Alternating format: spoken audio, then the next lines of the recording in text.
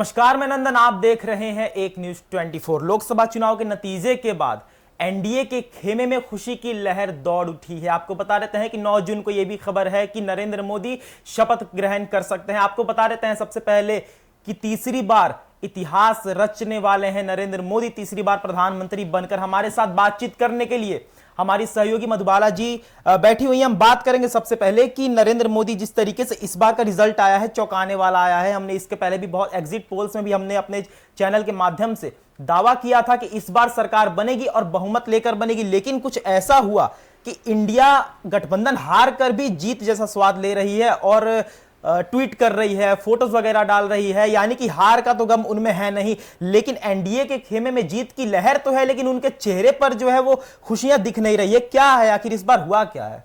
देखिए, हम बात कर रहे हैं नंदन पिछले साल की 2014 की अगर बात पिछले बार की पिछले बार की। तो पिछले बार की अगर बात करें 2014 की अगर हम लोग बात करते हैं तो बिहार की सीट की अगर बात करें तो 40 में से 39 सीट हासिल हुई थी। और वही इस बार देखिए कि कुछ तो गेम पलटा हुआ इस बार। बिहार की आपने बात की, हम नेशनल की बात करते हैं कि इंडिया में जिस तरीके से 543 सीटों में से 293 सीट जो है वो एनडीए के खेमे में आई है। क्या आपको लगता है, पिछली बार 303 सीट बीजेपी जीती थी, इस बार 293, तो कहां पर चूक हुई है बीजेपी से? देखिए, बीजेपी से चूक अगर बात करें तो इस बार की जो राम मंदिर की भी चर्चाएं काफी चल रही हैं। बीजेपी को बहुत उम्मीद थी कि राम मंदिर अगर बन रही है या फिर बन गई तो उसमें भी बीजेपी को फायदा होगी, लेकिन देखिए बीजेपी वहां पर भी अटक गई। और बात करें यहाँ दिल्ली की भी, यूपी की भी, कहीं की भी अगर हम लोग एक तरह से बात कर लेते हैं तो बीजेपी इस बार चुकी हुई तो नजर आ रही है। अच्छा, आपके पॉइंट ऑफ व्यू से क्या लगेगा, क्या इंडिया गठबंधन में कोई चेहरा ऐसा नहीं है क्या जो प्रधानमंत्री नरेंद्र मोदी के समक्ष खड़ा हो सकता है? क्या वहां पर राहुल गांधी है, अखिलेश यादव हैं और ममता बनर्जी भी हैं? कुछ कुछ चेहरे तो हैं ना जो कि नरेंद्र मोदी के सामने खड़े हो सकते हैं। तो आपको क्या लगता है कि इस बार इंडिया गठबंधन अगर बनती तो कौन चेहरा प्रधानमंत्री के रूप में हमें देखने को मिलता? देखिए, सब लोगों का दावा तो था राहुल गांधी को लेकर के, ठीक है, लेकिन अगर प्रधानमंत्री की तरफ से देखा जाए तो मुझे नहीं लगता है कि किसी का भी वैसा चेहरा है। जिस तरीके से प्रधानमंत्री हमारे विकास करते हुए भी नजर आ रहे हैं, जिस तरीके से प्रधानमंत्री लगातार हमारे देश की रक्षा कर रहे हैं या फिर कुछ भी काम कर रहे हैं, तो हमें नहीं लगता है कि इंडिया गठबंधन अगर पहली बात तो इंडिया गठबंधन की जीत उतनी अच्छी हुई नहीं है। खैर, वो लोग अपना कुछ भी डाल रहे हैं, कुछ भी कर रहे हैं, लेकिन पिछले बार से तो बहुत अच्छा परफॉर्मेंस उनका रहा है। पिछले बार से अच्छा परफॉर्मेंस हुआ है, लेकिन हमारे प्रधानमंत्री की ही जीत हुई है। माना जा रहा है कि अगर जीत हुई है तो तीसरी बार भी हमारे प्रधानमंत्री की ही जीत हुई है। जीत तो हुई है ना, लेकिन क्या डर नहीं बन रहा है एनडीए के खेमे में, भाजपा के खेमे में, कि पिछली बार से इतनी ज्यादा अच्छी परफॉर्मेंस इंडिया की रही है तो आगे चलकर हो? बीजेपी को इस चीज से डर थी, लेकिन अब जिस तरीके से देखा जाए तो लोगों का भी दावा है, यहाँ तक कि बड़े बड़े नेता लोग का भी दावा है कि बनेंगे तो प्रधानमंत्री नरेंद्र मोदी ही। तो इस चीज से हम लोग डर इसको नहीं कह सकते हैं। अच्छा, उत्तर प्रदेश को लेकर आप क्या सोचते हैं? उत्तर प्रदेश बीजेपी का गढ़ माना जाता था, वहां से बीजेपी को हार मिली है। और लेकिन सबसे बड़ी सोचने वाली बात यह है कि अयोध्या, सोशल मीडिया पर भी बहुत वायरल हो रहा है कि अयोध्या के लोगों ने पीठ में छुरा मारने वाला काम किया है। बीजेपी के कई लोग मारे गए थे वहां अयोध्या के राम मंदिर के लिए ही बीजेपी सत्ते में भी आई थी और लगातार बातें भी करती थी अयोध्या को लेकर। क्या कहिएगा, अयोध्या में बीजेपी का हार क्या संकेत देता है? क्या आज अयोध्या हुआ तो कल उज्जैन होगा, और ऐसे करके धीरे धीरे करके? देखिए, प्रधानमंत्री नरेंद्र मोदी तो अयोध्या के लिए बहुत कुछ किए हैं, लेकिन अगर वहां से अगर उन्हें चोट मिलती है तो ये तो भाई बहुत ये इस बार का ये जो गेम जो खेला गया है, अगर राम मंदिर की बात करें तो वहां से प्रधानमंत्री नरेंद्र मोदी काफी वहां पे देखिए कि जो चीज हम लोगों को नहीं हासिल, देशवासियों को जो चीज नहीं हासिल, वो नरेंद्र मोदी ला करके दे दिए। इतने साल से अयोध्या की बात करें, कितने साल से वो अटका हुआ काम था, लेकिन देखिए कि प्रधानमंत्री वहां पे विकास का काम किए, लेकिन कुछ लोग उनसे काफी नाराज भी थे। जिस तरीके से सबका घर तोड़ा गया, बुलडोजर की बात कर लेते हैं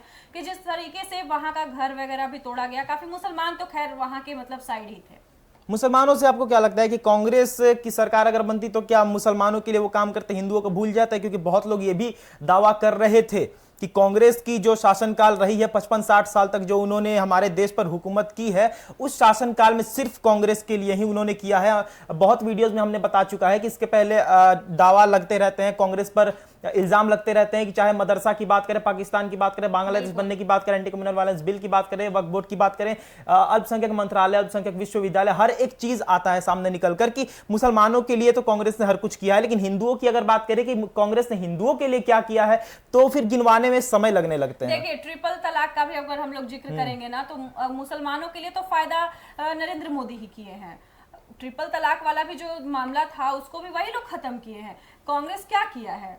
कांग्रेस अगर बात करे हमारा ही, अगर जाति का ही बात करते हैं, तो कांग्रेस तो आरक्षण अगर देना हो या फिर कुछ भी काम करना, तो कांग्रेस तो मतलब शुरू से ही मतलब इस तरीके का करते आया कि वो मतलब हम लोगों के जाति का तो भाई वो तो उतना मतलब नहीं ही सोचा है। तो मतलब आप ये कहना चाहते हैं कि धर्म को लेकर कांग्रेस चलती है और वो सिर्फ मुसलमानों को देखती है? बिल्कुल बिल्कुल। देखिए वो लोग, तो वही गलती तो ये बीजेपी भी कर रही है ना, बीजेपी भी तो सिर्फ हिंदुओं को लेकर चल रही है। हम ट्रिपल तलाक का भी बात किए ना, बीजेपी तो सिर्फ हिंदुओं का बात, सिर्फ राम मंदिर का तो बात नहीं कर रही है। तो वहां से ट्रिपल तलाक से कितना प्रॉब्लम, हाँ, तो वहां से तो कांग्रेस वाले भी कहेंगे ना कि हमारे राजीव गांधी ही थे जिन्होंने राम मंदिर का ताला भी तुड़वाया था। ये भी तो बात आती है कि राजीव गांधी ने राम मंदिर का ताला तुड़वाया था और उसी राम मंदिर को लेकर नरेंद्र मोदी सत्ते में भी आए थे। तो दावे तो हो रहे हैं ना, या कांग्रेस की बात करें या फिर बीजेपी की बात करें। बीजेपी के कार्यकाल से आप क्या समझती हैं कि 10 साल तक बीजेपी ने शासनकाल किया और इसमें जोड़ ही लीजिए तीसरी बार की, लेकिन 10 सालों में जो भी कुछ बीजेपी ने किया है, आपको क्या लगता है कि बीजेपी का जो शासनकाल है और आगे तक जाना चाहिए? बिल्कुल जाना चाहिए, क्योंकि जिस तरीके से बीजेपी 10 साल में विकास का काम किया, जिस तरीके से बीजेपी लोगों के लिए काम किया है, देखिए नरेंद्र मोदी की हम लोग हमेशा से जिक्र करते आ रहे हैं। इस बार भी अगर ये जो सारे सीट अगर हम लोग मतलब जीता है ना, तो देखिए कहीं ना कहीं उन्हीं का हाथ है। अगर किसी का भी अगर बात कर ले, लेकिन नरेंद्र मोदी का एक अलग ही पहचान है। ठीक है, अब बात करते हैं कि बीजेपी का शासनकाल, तो सही बात है वापस से आना चाहिए फिर से। अगर हम लोग 15 साल पीछे की देखें तो वो शासनकाल नहीं चाहिए जनता को। क्यों वो शासनकाल क्यों नहीं चाहिए? 10 से 15 साल पहले क्या कमी थी कांग्रेस के शासनकाल में? बहुत सारी कमियां थी। रिजर्वेशन की प्रॉब्लम की बात कर लेते हैं, फिर आपको विकास की भी बात कर लेते हैं, यहाँ तक कि रोजगार का बात भी कर सकते हैं, उसमें ऐड कर सकते हैं। बहुत सारे मुद्दे हैं। रोजगार के मुद्दे तो अभी भी उठते हैं ना, यहाँ पर जगह जगह पर धरने और प्रोटेस्ट भी किए जाते हैं कि बीजेपी के सरकार में भी बहुत सारे लोग बैठे हैं, बेरोजगार होकर बैठे हैं और इतनी पॉपुलेशन तो बढ़ती ही जा रही है, बढ़ती ही जा रही है। तो ये सब इसे कौन खत्म करेगा? रोजगार पर और महंगाई पर बात कौन करेगा? फिर देखिए, सरकार किसी की भी बनती है ना, तो लोग जो अगर विकास का काम करता है ना, तो उसे जड़ से लोग पकड़ती है। ठीक है, जो अगर विकास का काम कर रहा है उसका पूरा मतलब लोग सब मिल जा करके ना, मतलब एक क्या उसको बोल सकते हैं, उसको पलटवार कहते हैं। मीन्स कि वो पलट जाते हैं कि नहीं नहीं इसकी सरकार में ऐसी नहीं, इसकी सरकार में। अरे यार आप देखो जाकर के, आप पहले प्रधानमंत्री नरेंद्र मोदी के विकास से पहले भी जाकर के देखो कि क्या विकास हुई है। आप पहले उस विकास की देखो, तब इनके विकास की आप बात करो ना, तब इनके बात के सवाल उठाओ ना। अच्छा, एक बात बताइए मधुबाला जी, आपसे जानने का प्रयास करेंगे कि बीजेपी का शासनकाल है, भारत के लोग बीजेपी से खुश हैं, वो आंकड़े दर्शाते हैं, लेकिन जहां जहां बीजेपी हारी है उन सब जगहों से आपको क्या लगता है कि उनका गढ़ था? चाहे बिहार की बात करें तो पिछली बार से बिहार में भी उनका परफॉर्मेंस गिरा है, उत्तर प्रदेश की बात करें तो वहां भी परफॉर्मेंस गिरा है, बंगाल में भी गिरा है, यानी कि बड़े वही मंदिर जो मैं बात आपको बता रही हूँ, शुरू से ही मैं बता रही हूँ कि राम मंदिर के वजह से वहां पे गिरा है। और राम मंदिर की वजह से बना भी तो था सरकार वहां पे। बिल्कुल बिल्कुल बना था, लेकिन देखिए अब इस बार लोगों का क्या, वहां का लोगों का सोच था, क्या वो लोग चाहते थे। लेकिन वहां की जहां तक की बात कर रहे हैं, हम शुरू से ही बात कर रहे हैं कि वहां का अगर राम मंदिर अगर बना भी है तो वो विकास का ही काम हुआ है, वो कोई खराबी नहीं था, वो बनना बहुत जरूरी हो गया था, क्योंकि वो सच में वो राम जी की भूमि थी। शुरू से ही नरेंद्र मोदी कह रहे हैं कि ये राम जी की भूमि है, इसमें हम ये नहीं कह सकते। लेकिन वहां का अगर बात कर लेते हैं ना नंदन, कि वहां से वोट नहीं मिला, तो इसके पीछे का इस बार सही बात है, कुछ बड़ा गेम चल रहा था लोगों के मन में। इसको एक तरह से गेम ही हम लोग कह सकते हैं। जिस तरीके से अगर हम फिर से जिक्र कर लेते हैं 2014 के, जिस तरीके से 2014 में लगातार हमारे मतलब सीट भी काफी मिले थे, देखिए कि बिहार में भी और देश में भी, देश का भी बात कर लेते, सीट अच्छी खासी मिले थे, लेकिन इस बार वही सीट क्यों गड़बड़ाया?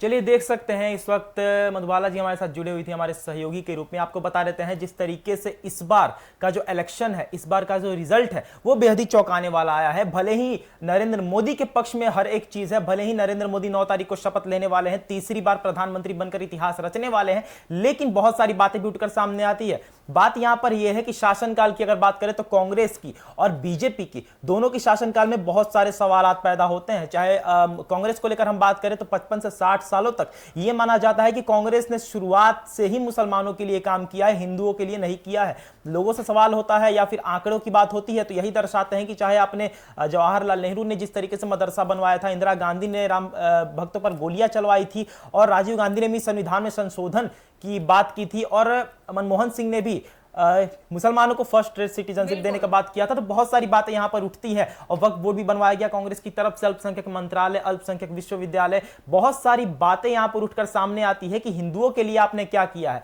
वहीं नरेंद्र मोदी पर अगर सवाल उठाए जाते हैं तो नरेंद्र मोदी पर सवाल इस तरीके से उठाए जाते हैं कि मुस्लिम विरोधी नरेंद्र मोदी को बताया जाता है। भले ही यहां पर यह बात भी सामने आती है कि अगर नरेंद्र मोदी मुस्लिम विरोधी होते तो फिर जो हर घर नल लग रहा था वो जाति धर्म देखकर लगाते।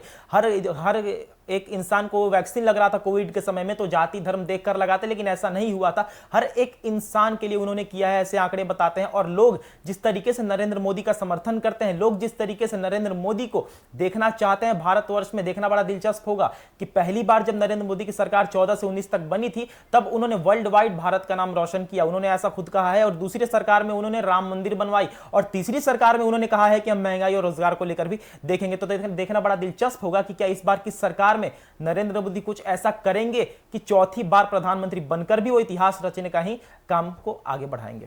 तो ये थी आज की रिपोर्ट। बाकी ऐसे और तमाम खबरों के लिए हमारे साथ बने रहे और देखते रहें न्यूज़ 24। धन्यवाद।